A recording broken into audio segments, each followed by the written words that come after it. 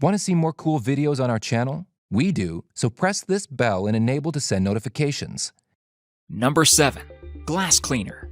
Let's say you were working at an altitude of 800 meters with clouds flowing. The sun is shining in your eyes, the cool wind blowing on your skin. But you have no time to admire all this beauty because cleaning 142,000 square meters of mirror glass is on the list of your work tasks. Industrial climbers work in such conditions in Dubai. Their duties include cleaning the glass windows of the tallest building in the world, the Burj Khalifa skyscraper. A team of 36 cleaners, mostly made up of migrant workers, have been employed to man 12 state-of-the-art machines that travel along tracks fixed to the exterior of the building while its windows are washed. The work is a mixture of the latest high-tech developments and a good old sponge with soap. A special coating on the glass stops ultraviolet rays and repels dust to a certain point. But sooner or later, a system of 12 rail cradles located along the walls of the building starts to work, and the spire of Burj Khalifa is the top level. And since cradles are too heavy for it, some climbers have to climb up on their own. Number 6. Lamp changer. The famous analog TV and radio stations in North Dakota reaches 600 meters in height. Fortunately, there are no windows here, but there is another everyday problem. One has to change the light bulb at the top of the mast every few months it is used to transmit a signal as well as to warn pilots of aircraft and birds. It's hard to believe, but the lamp replacement is the same as in your kitchen, that is, by hand. On their way to the top of the tower, climbers only rely on 2 carbines which have to be permanently reinforced. The staircase step strength and the icy calmness, and the important thing is not to leave the light bulb on the ground. Number 5. Oilman. Oilman seems to be a rare, enviable profession. Brand new suits and the smell of fumes, which can be smelled a quarter mile away, pat those meetings and sky level of income. But in order to get to the top, that is not enough. Therefore, we will tell you about brutal and strong guys who really pump the oil, and not just collect interest from its sale.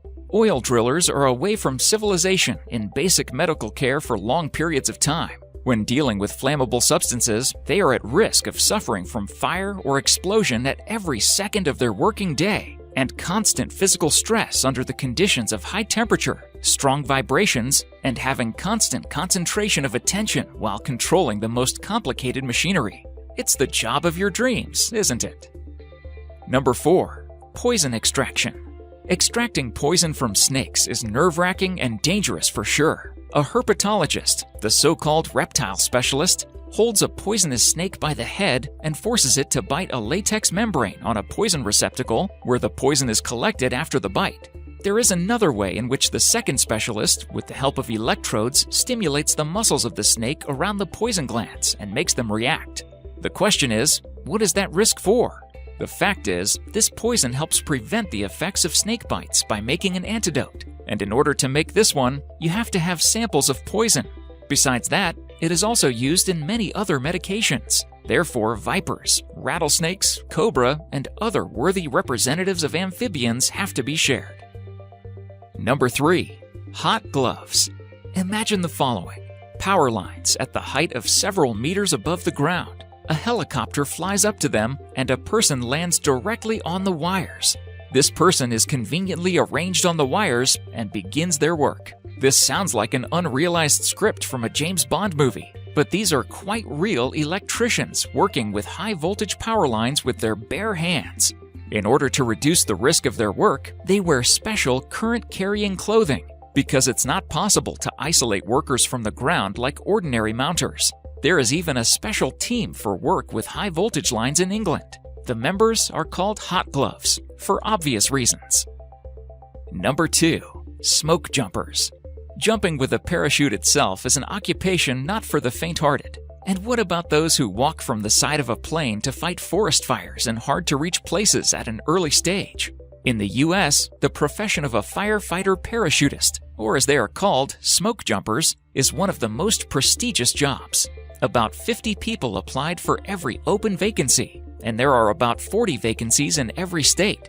They say that people in the uniform of Smokies are applauded by ordinary citizens. The development of a forest fire is almost impossible to predict, and in its elimination, a whole team takes part in which each has his or her own role.